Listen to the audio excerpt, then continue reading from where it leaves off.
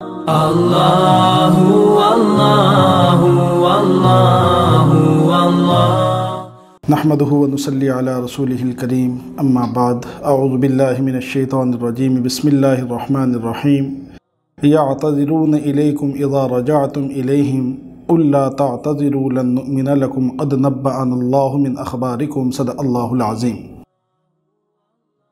آج کی نشست میں آپ حضرات کے سامنے انشاءاللہ پارہ نمبر 11 کا خلاصہ ذکر کروں گا۔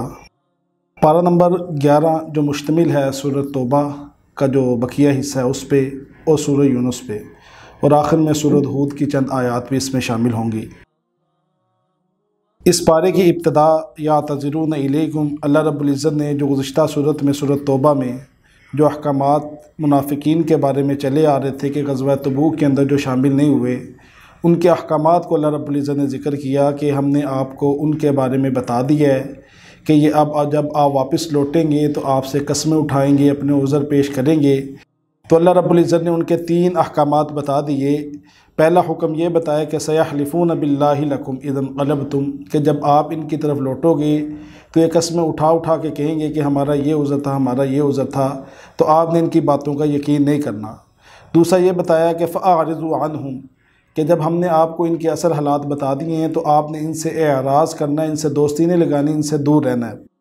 تیسرے نمبر پہ یہ بتا دیا کہ یحلفون لکم لترضوا عنہم، وہ بہانے اس لیے آپ کے سامنے کر رہے ہیں تاکہ آپ راضی ہو جائیں، آپ نے ان سے اب خوش دلی کا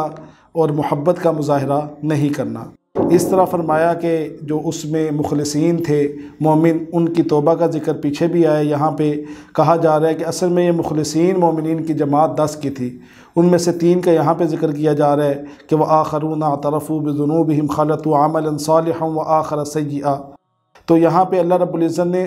جب نبی کریم صلی اللہ علیہ وسلم غزوہ تبوک سے واپس مدینہ کی طرف لوٹ رہے تھے تو ان 7 صحابہ اکرام نے اپنے آپ کو مسجد نبوی کے پلروں کے ساتھ باندھ لیا۔ جب نبی کریم صلی اللہ علیہ وسلم واپس تشریف لائے تو چونکہ ان کے پاس سواری کے پیسے نہیں تھے، اس لیے ان 7 لوگوں کی تو معافی اللہ رب العزت نے یہاں پہ ان کا اعلان کر دیا۔ اب باقی جو 3 رہ گئے ان کا ذکر آگے آ رہا ہے۔ اس طرح جب نبی کریم صلی اللہ علیہ وسلم واپس آئے تو منافقین نے دیکھا کہ مسلمان جو ہیں اور اللہ کے نبی نے غزوہ تبوک میں وہ بن لڑے جو واپس چلا گیا ہے رومیوں کا لشکر، تو ان کو بڑی تکلیف ہوئی، بڑا دکھ ہوا۔ انہوں نے مدینہ کے پاس مسجد زرار کے نام سے ایک بلڈنگ بنائی اور اس کے اندر سازشیں کرنا شروع کر دی، اس میں دشمنوں کو پناہ دیتے اور مسلمانوں کو کس طرح ختم کریں اس کی وہ پلاننگ کرتے تھے۔ اسی سلسلے میں انہوں نے نبی کریم صلی اللہ علیہ وسلم کو دعوت دی کہ اس کا افتتاح فرما دیں، تو اللہ رب العزت نے نبی کریم صلی اللہ علیہ وسلم کو بتا دیا کہ یہ منافقین اور مشرکین یہاں پہ جمع ہو کے اسلام کے خلاف سازشیں کر رہے ہیں۔ تو نبی کریم صلی اللہ علیہ وسلم نے 2 صحابہ کرام کو بھیجا اور اس بلڈنگ کو نیست و نابود تباہ کر دیا۔ اس کے بارے میں فرمایا جا رہا ہے کہ والذین اتخذوا مسجدا ضرارا وکفرا وتفریقا بین المؤمنین، یعنی مومنوں کو تفرقہ بازی میں اور تقسیم کرنے کے لیے انہوں نے یہ ساری پلاننگ کی تھی۔ اسی کے مقابلے میں اللہ رب نے فرمایا کہ لمسجد اسس علی التقوی، یعنی جو مسجد قباء ہے، جب نبی کریم صلی اللہ علیہ وسلم تشریف لائے تھے مکہ سے ہجرت کر کے تو یہاں پہ 14 دن یہاں پہ قیام کیا نبی کریم صلی اللہ علیہ وسلم نے، اور باقاعدہ طور پہ پہلی مسجد جو اسلام میں تعمیر کی گئی وہ مسجد قباء تھی، اور انہی کے اللہ رب العزت نے یہاں پہ تعریف کرتے ہوئے فرمایا کہ واللہ یحب المطہرین، کہ لوگ جو ہے جسمانی طور پہ بھی اور روحانی طور پہ بھی جو لوگ اس میں رہنے والے ہیں وہ پاکیزہ لوگ ہیں۔ اس طرح فرمایا کہ ان اللہ اشتری من المؤمنین انفسہم، یہ بیعت عقبہ کا ذکر ہے اس میں کہ نبی کریم صلی اللہ علیہ وسلم کی بعثت کے 13 سال بعد تقریباً 70 مرد و خواتین نے نبی کریم صلی اللہ علیہ وسلم کے ہاتھ پہ بیعت کی کہ وہ آپ صلی اللہ علیہ وسلم کی خدمت میں، ان کی حفاظت میں اور اسلام کے سربلندی یعنی جہاد کے لیے ہمیشہ پیش رہیں گے۔ تو اس کے بارے میں انہوں نے سوال کیا تھا کہ ہمیں اس کے بدلے میں کیا ملے گا، تو اللہ کے نبی نے فرمایا کہ تمہیں جنت ملے گی۔ انہی کی یہاں پہ وضاحت و تشریح اللہ نے فرما دی۔ اس طرح ما کان للنبی والذین آمنوا ان یستغفروا للمشرکین، یہ اصل میں ان آیات کے شان نزول کے بارے میں بتایا جاتا ہے کہ ابو طالب جو نبی کریم صلی اللہ علیہ وسلم کے چچا تھے، انہوں نے نبی کریم صلی اللہ علیہ وسلم کا بہت ساتھ دیا لیکن آخر تک ایمان نہیں لائے، تو ان کے بارے میں اللہ رب نے فرما دیا کہ جو مشرک ہے اس کے لیے دعا کرنا اور اس کی مغفرت یہ نبی کریم صلی اللہ علیہ وسلم کے اختیار میں نہیں، بلکہ یہ اللہ رب العزت نے فرمایا کہ ان لوگوں کی معافی اور بخشش یہ میرے ہاتھ میں ہے۔ اس طرح جو باقی 3 صحابہ جو مومن مخلصین تھے، وَعَلَى الثَّلَاثَةِ الَّذِينَ خُلِّفُوا حَتَّى إِذَا ضَاقَتْ عَلَيْهِمُ الْأَرْضُ، تو ان کے بارے میں بتا دیا کہ جو بقیہ 3 صحابہ کرام تھے جو اپنی سستی کی وجہ سے، جس کا اقرار انہوں نے نبی کریم صلی اللہ علیہ وسلم کے پاس آ کے کیا کہ ہم اپنی سستی کی وجہ سے غزوہ تبوک میں شامل نہیں ہو سکے، ان میں حضرت مرارہ بن ربیع تھے، دوسرے حضرت حلال بن امیہ تھے، تیسرے حضرت کعب بن مالک تھے، تو انہوں نے نبی کریم صلی اللہ علیہ وسلم کے پاس آ کے اقرار کیا کہ ہم اپنی سستی کی وجہ سے غزوہ تبوک میں شامل نہیں ہو سکے، تو نبی کریم صلی اللہ علیہ وسلم نے ان سے 50 دن کا معاشرتی بائیکاٹ کیا، اور یہاں تک کہ ان کی بیویوں کو بھی ان سے الگ کر دیا۔ تو یہاں پہ پھر اللہ رب العزت نے ان کی توبہ کا ذکر کر دیا کہ ثم تاب علیہم لیتوبوا ان اللہ هو التواب الرحیم۔ اس طرح فرمایا کہ یا ایھا الذین آمنوا اتقوا اللہ وکونوا مع الصادقین، یہ متقی بننے کا نسخہ بنا دیا کہ اے ایمان والو تم متقی اس وقت بنو گے کہ جب تم سچوں کے ساتھ ہوگے۔ تو سچائی والا معاملہ ہمیں اپنے عبادات میں، اپنے معاملات میں اور ہر قسم کے جو احکامات ہیں ان میں جب ہم سچائی کے ساتھ جڑ جائیں گے تو ہم آٹومیٹک جو ہے وہ ہم متقی بن جائیں گے۔ اس طرح فرمایا کہ لقد جاءکم رسول من انفسکم عزیز علیہ ما عنتم حریص علیکم بالمؤمنین رؤوف الرحیم، کہ نبی کریم صلی اللہ علیہ وسلم کی شفقت اور ان کی رحمت امت محمدیہ پہ فرمائی کہ وہ تو تمہارے لیے اتنے رحیم ہیں، کریم ہیں کہ وہ تمہارے لیے حریص ہوتے ہیں کہ کسی طرح تمہیں اللہ رب العزت معاف کر دے اور تم نیکی کی طرف آ جاؤ۔ اس طرح اس سورۃ توبہ کی انتہا جو اللہ رب العزت فرمایا فَقُلْ حَسْبِيَ اللَّهُ، یہ تسلی ہے نبی کریم صلی اللہ علیہ وسلم کو دی جا رہی ہے کہ جو باتیں کرتے ہیں اس پہ آپ پریشان نہ ہوں، بلکہ اللہ پہ توکل کریں۔ لا الہ الا هو علیہ توکلت وہو رب العرش العظیم، یہاں پہ بھی بتاتے ہیں کہ حسبی اللہ لا الہ الا هو علیہ توکلت وہو رب العرش العظیم کو اگر 7 مرتبہ صبح و شام پڑھا جائے تو بندہ غموں سے محفوظ رہتا ہے۔ آگے سورہ یونس کی ابتدا ہو رہی ہے۔ سورہ یونس یہ ترتیب کے اعتبار سے 10ویں صورت ہے اور نزول کے اعتبار سے اس کا 51واں نمبر ہے۔ سورہ یونس مکی ہے لیکن اس کی 4 آیات کے بارے میں مفسرین فرماتے ہیں کہ یہ مدنی ہیں، وہ 40، 94 اور 95 نمبر آیت ہے۔ اس کی ابتدا بھی چونکہ یہ مکی ہے تو اس میں بھی صداقت قرآن سے اس کی ابتدا ہو رہی ہے۔ تلک آیات الکتاب الحکیم اکان للناس عجبا، یہاں سے مشرکین کے ایک شبہ کو جواب ہے۔ مشرک یہ کہتے تھے کہ ہمارے پاس جو نبی ہے وہ فرشتہ ہو، تو اللہ رب العزت نے فرمایا کہ یہ عادت کے ہی خلاف ہے کہ جو لوگ وہاں پہ بس رہے ہیں انہی کے مطابق اللہ نے وہاں پہ نبی بھیجنا ہے۔ یہاں پہ اگر فرشتے ہوتے تو اللہ فرشتے کو نبی بنا کے بھیجتا، اب یہاں پہ بشر رہتے ہیں اس دنیا میں تو اللہ رب العزت نے انہی کے مطابق نبی کو بھیجنا تھا۔ آگے اللہ رب العزت نے توحید کا ذکر کر دیا کہ ان ربکم اللہ الذی خلق السماوات والارض فی 6 ایام، کہ اللہ رب العزت نے بتدریج اس جہان کو بنایا تاکہ انسان کی جو طبیعت ہے اور جو خصلت ہے وہ بھی کاموں میں بتدریج چلے۔ اس طرح اس کی حکمت اللہ رب العزت نے یہ بھی بتائی کہ ذالکم اللہ ربکم فاعبدوہ، کہ اللہ رب العزت نے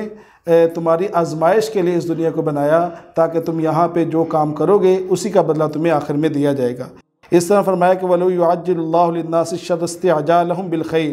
یہ اللہ رب العزت نے ایک بڑا قانون بتا دیا کہ انسان جب غم میں ہوتا ہے، غصے میں ہوتا ہے، پریشانی میں ہوتا ہے تو اللہ رب العزت سے جس طرح خیر مانگ رہا ہوتا ہے ایسے ہی اپنے لیے شر بھی مانگ لیتا ہے، لیکن اللہ رب العزت نے یہ اصول رکھا ہوا ہے کہ انسان کے شر کو فوری اللہ قبول نہیں کرتے۔ جیسے مائیں گھروں میں کہہ دیتی ہیں اپنے بیٹوں کو اللہ تیرا بیڑا گرک کرے، اللہ تیرا ایسا کرے، تو اگر ایسا ہونے لگ جائے تو اللہ رب العزت فرما رہے ہیں کہ دنیا میں کوئی چلنے والا نہ رہے۔ تو اس لیے ہمیں بھی خیال کرنا چاہیے کہ جب ہم اپنے بچوں کو یا شوہر کو یا اسی طرح والدین اپنے بچوں کو رخصت کریں تو دعائیہ کلمات کے ساتھ کرنا چاہیے۔ اس طرح جب غصہ بھی ہو تو ان کو دعا دینی چاہیے، نہ کہ ان کو برا بھلا کہنا چاہیے، کیونکہ قبولیت کی گھڑی کا کوئی پتہ نہیں ہوتا۔ اسی طرح آگے فرمایا کہ وَإِذَا تُتْلَىٰ عَلَيْهِمْ آيَاتُنَا بَيِّنَاتٍ، یہ مشرکین کے مطالبے کا جواب دیا جا رہا ہے کہ مشرکین کہتے تھے کہ ہمارے لیے اس قرآن کے علاوہ یا اس قرآن میں تحریف کر دو، یعنی جس طرح ہم کہتے ہیں ہمارے بتوں کو برا بھلا نہ کہو، تو اس کا جواب نبی صلی اللہ علیہ وسلم نے دے دیا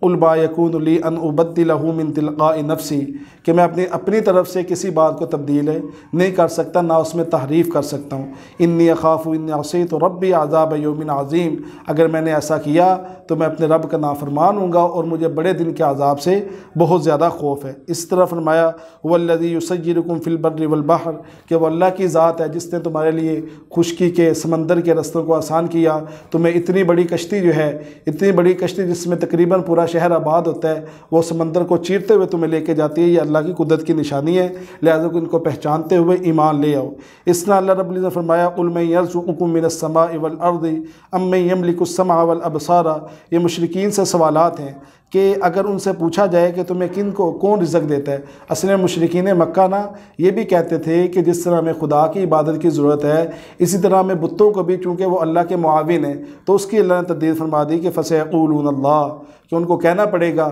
یہ سارے کام جو ہیں وہ صرف اللہ ہی کرتے ہیں، صرف اللہ ہی کرتے ہیں، اللہ کے ساتھ کوئی شامل نہیں ہے۔ اس طرح فرمایا قُلْ فَأْتُوا بِسُورَةٍ مِّثْلِهِ وَادْعُوا مَنِ اسْتَطَعْتُمْ، یہ صداقت قرآن ان کو چیلنج دیا جا رہا ہے کہ تم اہل فصیح عرب ہو، تم عربی زبان کو جانتے ہو، تو اگر تم کہتے ہو یہ قرآن نعوذ باللہ نبی کریم صلی اللہ علیہ وسلم نے خود بنا لیا ہے، تو اس کے مقابلے میں کوئی چھوٹی سی صورت ہی لے آؤ، تو وہ نہیں لا سکے۔ اس طرح فرمایا وَيَقُولُونَ مَتَىٰ هَٰذَا الْوَعْدُ إِن كُنتُمْ صَادِقِينَ، وہ نبی کریم صلی اللہ علیہ وسلم سے سوال کرتے تھے یہ قیامت کب واقع ہوگی، تو اللہ کے نبی نے فرمایا کیا ہو گیا کہ تمہیں اتنی جلدی اس قیامت کے آنے کی کہ جب وہ آئے گی نہ تو وہ ایک گھڑی مؤخر ہوگی اور نہ ایک گھڑی جلدی آئے گی، تو لہذا اس کا بار بار تم مجھ سے سوال نہ کرو۔ کیا تم سوال اس لیے بھی کرتے ہو کہ جب وہ تمہارے پاس آ جائے گی تو پھر تم کہو گے کہ اب ہم ایمان لاتے ہیں، حالانکہ جو غرغرہ کی حالت کا ہے، جو موت کی حالت کا ایمان ہے وہ قابل قبول نہیں ہے، اس سے پہلے تیاری کر لو تو تمہاری نجات ہے، نہیں تو خسارہ ہی خسارہ ہے۔ اس طرح فرمایا کہ وَمَا تَكُونُ فِي شَأْنٍ وَمَا تَتْلُو مِنْهُ مِنْ قُرْآنٍ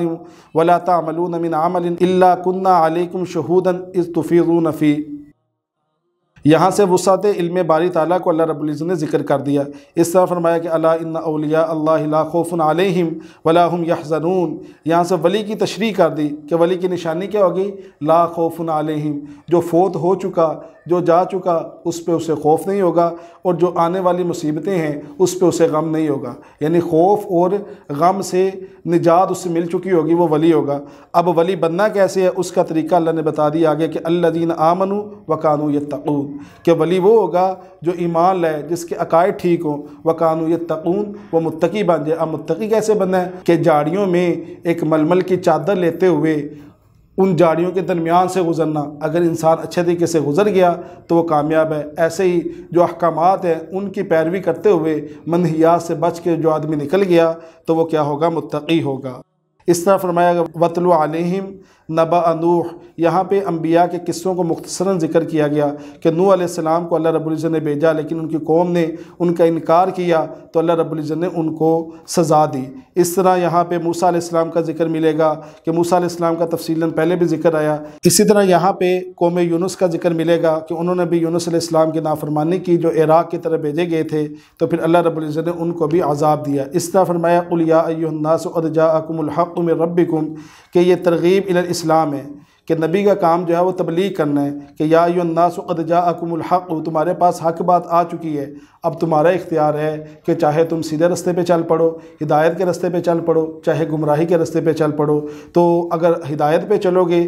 تو اللہ رب العزت تمہیں اچھا اجر دے گا، اگر برائی پہ چلو گے تو اپنے ہی نقصان کرو گے۔ لیکن نبی کریم صلی اللہ علیہ وسلم کو تسلی دی کہ وَاصْبِرْ حَتَّى يَحْكُمَ اللَّهُ، کہ آپ صبر کیجئے، اب ان کا جو معاملہ ہے انہی پہ ہے، اگر یہ بہتر کام کر کے جائیں گے تو جنت نصیب ہو جائے گی، نہیں تو ان کو دوزخ میں جانا پڑے گا۔ آگے اس پارے کی انتہا جو ہے وہ سورہ ہود پہ ہو رہی ہے۔ سورہ ہود کا اگر ہم دیکھتے ہیں ترتیب کے اعتبار سے اس کا 11واں نمبر ہے اور نزولی نمبر اس کا 52 ہے۔ اس کی ابتدا بھی، چونکہ یہ بھی مکی صورت ہے، اس کی ابتدا بھی صداقت قرآن سے ہو رہی ہے۔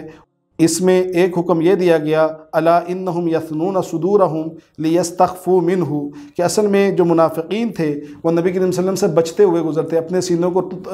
دورہ کر لیتے، چھپتے، تاکہ نبی کریم صلی اللہ علیہ وسلم ہماری شکل نہ دیکھیں۔ یا یہ وضاحت ہے، یہ بھی مفسرین فرماتے ہیں کہ جب وہ نبی کریم صلی اللہ علیہ وسلم کی مجلس میں بیٹھتے تو مجلس میں پیچھے ایسے بیٹھتے کہ تھوڑا نیچے ہو کے بیٹھتے، تاکہ جو باتیں کہی جا رہی ہیں وہ ہمارے اوپر سے گزر رہی ہیں۔ تو دعا ہے کہ اللہ رب العزت آج کے پارے میں ہم نے جو پڑھا سنا اس پہ عمل کی توفیق عطا فرمائے۔ وآخر دعوانا ان الحمد للہ رب العالمین۔